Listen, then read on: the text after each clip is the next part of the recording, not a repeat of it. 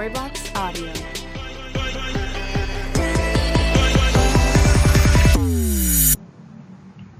Halo, Assalamualaikum warahmatullahi wabarakatuh.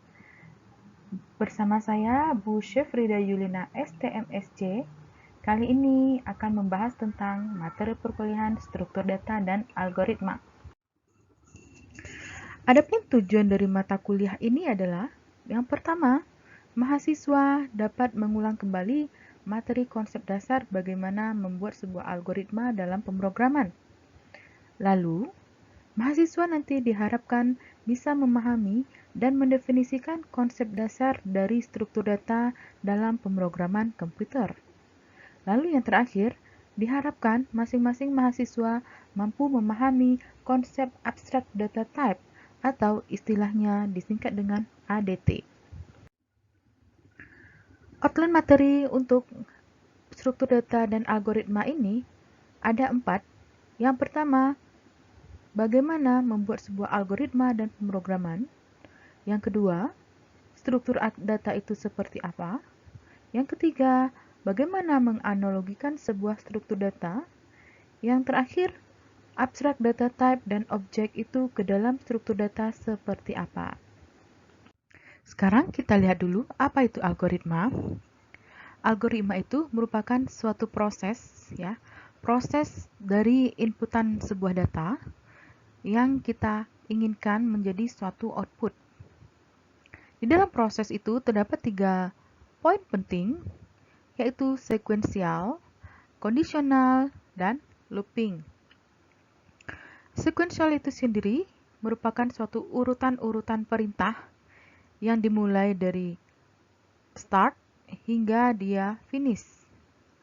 Sementara kondisional itu merupakan logika pemrograman. Jika dia memiliki suatu kondisi, aksinya apa? Jika dia memiliki kondisi lain, maka aksinya apa? Untuk looping itu merupakan perulangan atau istilah lainnya adalah iteratif, di mana suatu program itu pasti nanti dia akan melakukan perulangan-perulangan tertentu sesuai dengan kebutuhan yang diinginkan oleh programmer. Oke, contoh sederhananya seperti program Hello World. Hello World itu dia merupakan suatu program sederhana yang mengadaptasi dari sistem sekuensial. Kemudian contoh yang kedua, perkalian dua buah bilangan. Perkalian dua buah bilangan ini juga dia merupakan contoh sederhana dari sekuensial. Tidak ada perulangan dan juga tidak ada kondisional. Algoritma itu sendiri adalah bagaimana cara kalian untuk memanipulasi suatu data, memproses data-data yang diinputkan, lalu bagaimana alur, langkah, atau urutan perintah yang diinginkan untuk menjadi suatu keluaran dari program kita. Oke, sekarang kita masuk apa itu struktur data dan apa kaitannya dengan sebuah algoritma. Pada video ini memperlihatkan kenapa sebuah struktur data sangat diperlukan. Dalam kehidupan sehari-hari, begitu banyaknya aplikasi yang menerapkan sebuah struktur data. Misalnya, dalam mengakses sebuah website, membuka Google Maps, memutar musik, melakukan pemesanan tiket bioskop, ini menggunakan konsep struktur data. Kenapa struktur data harus menjadi pertimbangan dalam membuat suatu program? Oke, akan saya jelaskan. Misalnya, pada saat Anda melakukan pemesanan tiket bioskop melalui sebuah aplikasi, Anda ingin memesan kursi tentunya. Misalnya pada baris ketiga dan kolom keempat. Dalam hal ini, struktur data array lah yang diterapkan. Array 2 dimensi. Array yang memiliki baris 3 dan kolom keempat. Sekarang, mari kita lihat contoh lainnya dalam pengaksesan sebuah website. Jika kalian membuka beberapa web pada halaman yang sama, kemudian ingin melihat halaman web yang sebelumnya, Anda cukup menekan tombol back, maka halaman sebelumnya ditampilkan. Begitu seterusnya jika Anda ingin membuka kembali web yang pernah dikunjungi. Proses ini menerapkan konsep struktur data stack, di mana menggunakan konsep LIFO, last in, first out. Ini merupakan penerapan stack di kehidupan sehari-hari.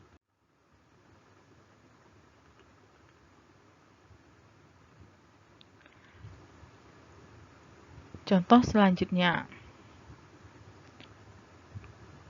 pada saat antrian di sebuah bank, pasti Anda sering antri di sebuah bank, ataupun antri dalam melakukan pembayaran uang kuliah, ataupun antri dimanapun, ya, dimana pastinya kalau kalian mengantri, yang akan dilayani adalah siapa yang pertama kali datang, tentunya. Orang yang terakhir harus sabar menunggu antriannya. Proses ini merupakan contoh dari struktur data queue. Selanjutnya, contoh pemutaran sebuah musik. Ini menggunakan konsep struktur data linked list. Linked list ini sendiri dia terbagi ke dalam dua jenis, single linked list dan double linked list. Single linked list itu menerapkan contoh dari pemutaran musik yang tidak bisa dipilih. Dia harus memutar secara urutan. Kalian tidak bisa memilih sembarangan. Ya. Kemudian, kalau contoh untuk double linked list, bedanya hanya di pointernya saja. Double linked list ini dia memiliki pointer untuk data selanjutnya ataupun data sebelumnya. Dia bisa dipilih tetapi sangat kompleks.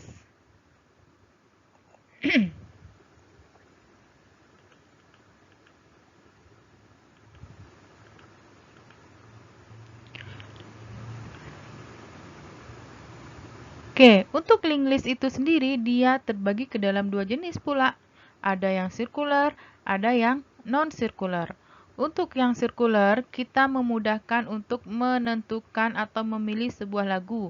Tetapi lagu yang dipilih itu hanya bisa lagu yang di awal atau lagu yang paling akhir.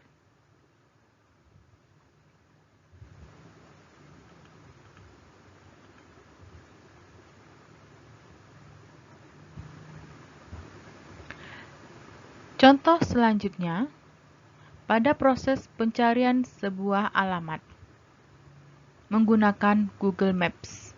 Ya, Anda bisa mencari sebuah lokasi tertentu dengan memasukin alamat yang diinginkan. Pada proses pencarian tersebut, konsep struktur data Grab lah yang digunakan untuk menentukan jalur mana yang paling cepat yang bisa Anda gunakan. Ya. Grab ini sangat diperlukan dalam penentuan suatu lokasi. Oke, itu untuk contoh-contoh di kehidupan sehari-hari dalam penerapan suatu struktur data.